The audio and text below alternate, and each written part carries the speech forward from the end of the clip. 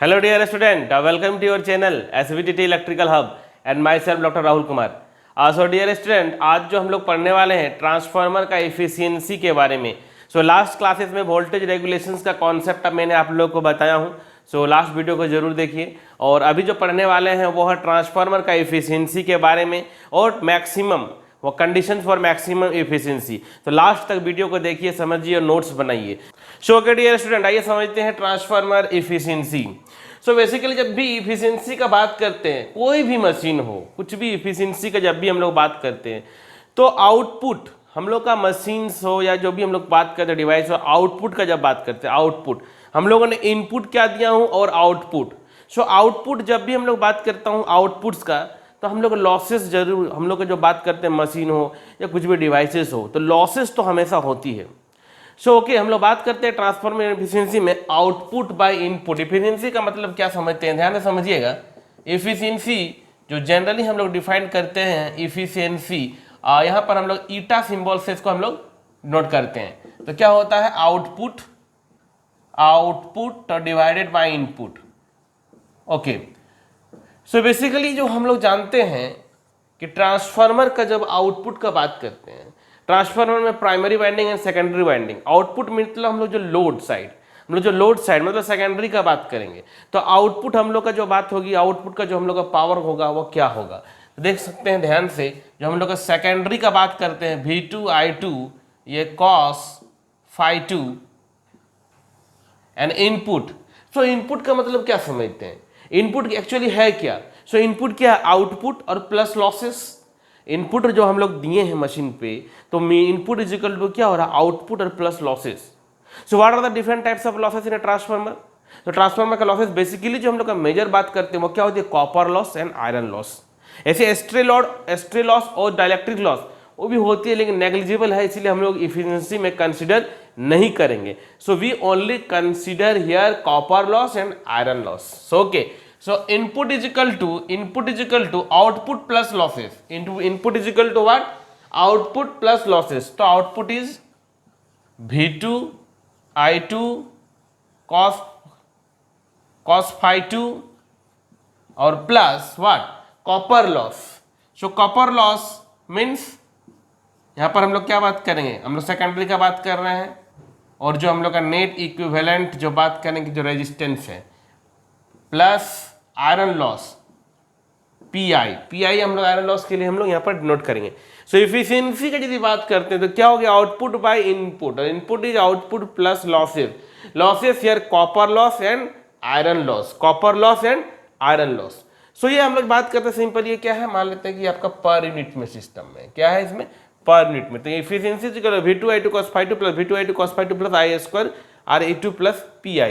ये तो देखिए per unit efficiency at full load के लिए बात करते हैं। फुल लोड में क्या होगा, फुल लोडिंग कंडीशन से बेसिकली हम लोग क्या समझते हैं, करंट के बारे में। करंट में जो हम लोग का चेंज होगा वही होगा आपका लोडिंग कंडीशंस के लिए। यहाँ पर V2 और हम लोग मान लेते हैं कि जो फुल लोड के लिए जो करंट होगा वो I2FL, मतलब ये full load current cos phi2 and divided by V2 I2FL cos phi2 plus I2FL का square RE2 plus PI। This is the efficiency at full load. अब ये जो एफिशिएंसी को हम लोग रेटेड केवीए के फॉर्म में भी लिख सकते हैं। कैसे, देखिए I2FL क्या है, फुल लोड करंट है और वोल्टेज। यदि हम लोग बात करेंगे SFL, ये मतलब समझ रहे हैं रेटेड केवी में बात करेंगे हम लोग। ये V2 I2FL समझ में आ रही है, मतलब हम लोग जो समझ रही है क्या है, इसमें मान लेते हैं कि केवीए है। केवीए किसके लिए है, फुल लोड के लिए। S of FL is equal to V2 IFL। VI हम लोग जानते हैं कि ट्रांसफार्मर का जो रेटिंग हो केवीए, तो यहाँ पर क्या लिख सकते हैं, V2 I2FL केवीए जो फुल लोड के लिए। इफिशिएंसी को हम लोग यहाँ पर लिख सकते हैं, ये इसके जगह में हम लोग मान लेते हैं कि VI का मतलब क्या मान लेंगे, S। यह मान लेते हैं कि S है, और ये आपका हो जाएगा cos phi2 एंड ये फिर S cos phi 2 plus I2S ये FL RE2 और प्लस PI। सो ये हो गया ट्रांसफार्मर का एफिशिएंसी। ठीक है, S2 लिख सकते हैं क्योंकि हम लोग यहाँ पर सेकेंडरी का बात कर रहे हैं, तो इसको S2 कर दीजिए, S2 कर दीजिए। ठीक है, ट्रांसफार्मर का जो एफिशिएंसी यदि हम लोग बेसिकली बात करें, transformer in transformer there is no rotating parts, so there is no friction types of losses, mean there is no mechanical losses. So in case of transformer there is no mechanical losses. So only हम लोग क्या देख रहे हैं यहाँ पर, जो winding losses है और जो आपका कोर के कारण जो लॉस होगा। सो इसीलिए ट्रांसफार्मर का एफिशिएंसी जो होगा वो 90% से अबव। और बेसिकली जब हम लोग पावर ट्रांसफार्मर, डिस्ट्रीब्यूशन ट्रांसफार्मर का बात करते हैं तो एफिशिएंसी 99% तक का एफिशिएंसी होता है। एफिशिएंसी क्या हो जाता है, 99% तक का एफिशिएंसी हम लोग का मिलता है। ठीक है, तो ये तो हो गया कि ट्रांसफार्मर का जो बेसिक एफिशिएंसी का जो हम लोग सिंपली जो मैथमेटिकल फॉर्मूला के बारे में समझ रहे हैं। Then what is the condition for maximum efficiency. So आइए समझते हैं condition for maximum efficiency. So efficiency जैसे कि हम लोगों ने समझा यहाँ पर एफिशिएंसी। सो एफिशिएंसी हम लोग लोड के रिस्पेक्ट में बात करेंगे। किसके रिस्पेक्ट में, लोड के वेरिएशन के रिस्पेक्ट में हम लोग एफिशिएंसी का बात करेंगे। सो हम लोग जानते हैं कि यदि ये टर्म जैसे हम लोग देख रहे हैं कि ये एफिशिएंसी, एक्चुअली ये एफिशिएंसी है।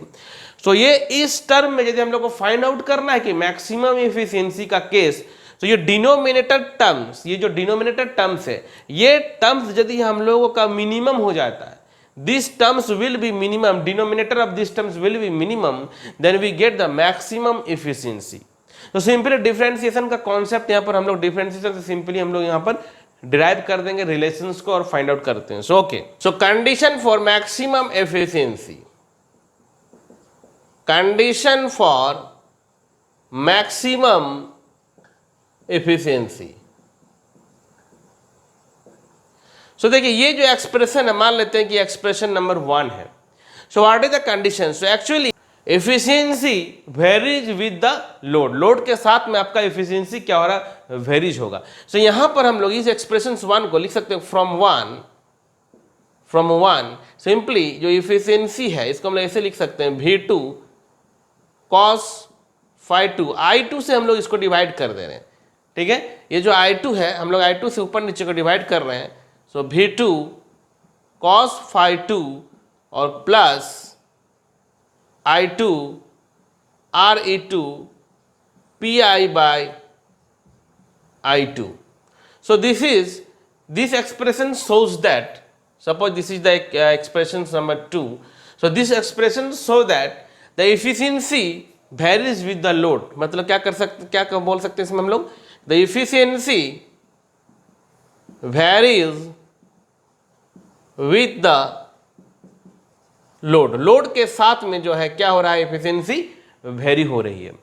तो यदि मैक्सिमम कंडीशंस के लिए हम लोग बात करेंगे ट्रांसफार्मर का मैक्सिमम एफिशिएंसी, सो ये denominator terms, when this denominator terms will be minimum, this denominator terms will be minimum, then we get the maximum efficiency.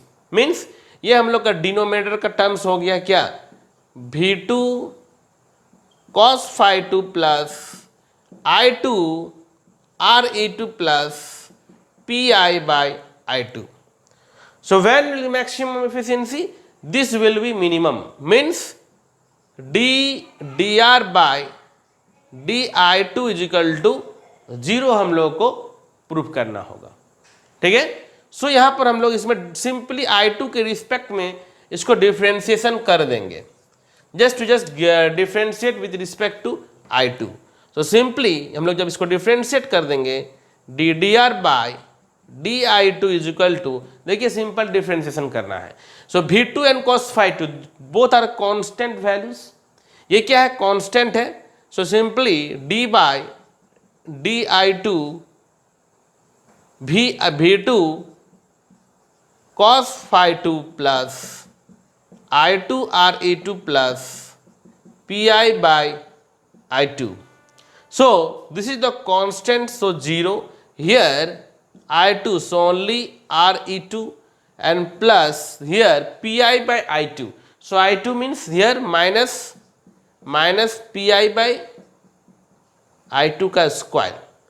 So condition is maximum, minimum condition, this is equal to 0, so this will be 0. So see here, Pi by I2 square is equal to Re2. It's mean that I2 square Re2 is equal to Pi. So see here this expression, simply this is what? Copper loss. So copper loss means this is the variable loss. Now this is what? This is the core loss. So core loss means that is the constant loss. So simply the condition for maximum efficiency is that variable loss will be equal to the core loss. Means copper loss is equal to the core loss. Condition means simply copper loss is equal to core loss, और simply से that variable loss is equal to constant loss. तो देख सकते हैं ये simple सा जो expression हम लोगों ने डिराइव किया हूँ, जो कि कंडीशन फॉर मैक्सिमम एफिशिएंसी के लिए है. यहाँ पर हम लोग को लोड के साथ में एफिशिएंसी जो है कि वेरी करेगी. तो देखिए छोटा सा रिलेशन है, इसको समझ जाइए. हम लोग अभी नेक्स्ट पढ़ते हैं कुछ रिलेशन जो बात करेंगे करंट का केवीए और मैक्सिमम एफिशिएंसी का कुछ रिलेशन. इसको स्क्रीनशॉट लीजिए. आगे हम लोग कुछ current and KVA at maximum efficiency, बस कुछ रिलेशन है, छोटा सा सिंपल सा रिलेशन है, समझ जाते हैं हम लोग इसको भी. तो देखिए मैंने इसमें कुछ डिराइव करके रख दिया हूँ. I2F जो यहाँ पर बात करते हैं कि I2FL, मतलब यहाँ पर क्या है कि फुल लोड सेकेंडरी करंट को हम लोगों ने I2FL कंसिडर किया. I2M क्या है देख रहे हैं यहाँ पर, secondary current eight maximum efficiency के लिए I2M का बात कर रहे हैं. SFL क्या है यहाँ पर, फुल लोड VA या रेटेड VA, जिसको V2I2FL लिख सकते हैं. S ऑफ FL को क्या लिखेंगे, V2I2FL. SM क्या है यहाँ पर, SM मतलब VA at maximum efficiency. Maximum efficiency के लिए हम लोग क्या माने हैं, SM, समझिए. सो फॉर मैक्सिमम इफिशिएंसी हम क्या जानते हैं कि variable loss is equal to constant iron loss. अभी पढ़े, variable loss is equal to constant iron loss. So variable loss क्या होता है, हम लोग मैक्सिमम एफिशिएंसी में बात करेंगे तो क्या होगा, I2M का square Re2 is equal to Pi होगा ना. सिंपल सा बात है. सो यहाँ से I2M को हम लोग निकाल लेते हैं. यहाँ पर देख सकते हैं Pi बाई Re2, क्लियर. अब इसको हम लोग कैसे लिख सकते हैं, सिंपली यदि हम लोग ऊपर नीचे I2FL का स्क्वायर और I2FL का स्क्वायर करंट से हम लोग देखिए मल्टीप्लाई सिंपल डिवीजन कर देते हैं. ऐसा क्यों कर रहे हैं, ऐसा इसीलिए कर रहे हैं कि हम लोग जो एक्सप्रेशन निकालेंगे अभी देखिएगा कैसे निकल रहा है. देखिए I2M, ये जो I2M का होल स्क्वायर है तो क्या हो जाएगा, स्क्वायर रूट हो जाएगी. ये स्क्वायर रूट होगा ना, ये स्क्वायर रूट होगा तो ये क्या देख रहे हैं, करंट का स्क्वायर है तो ये बाहर आ जाएगा I2FL, और ये स्क्वायर रूट ऑफ Pi, और ये I2FL Re2, ये बेसिकली है क्या, कॉपर लॉस. ये बेसिकली है क्या, full load copper loss. So actually current के लिए हम लोग रिलेशन निकालना चाह रहे हैं कि फुल लोड करंट और मैक्सिमम करंट में क्या रिलेशन होगा. देखिए, so current and maximum efficiency, current eight maximum efficiency मतलब I2M. What is I2M here, current at maximum efficiency is equal to full load current, means I2FL. Okay, so this is what square root of constant iron loss divided by full load copper loss. Actually कभी कभी numericals बनाने में हम लोग को इस सब का रिलेशन याद रखना होगा, तो इसीलिए इस सब का रिलेशन को समझना जरूरी है.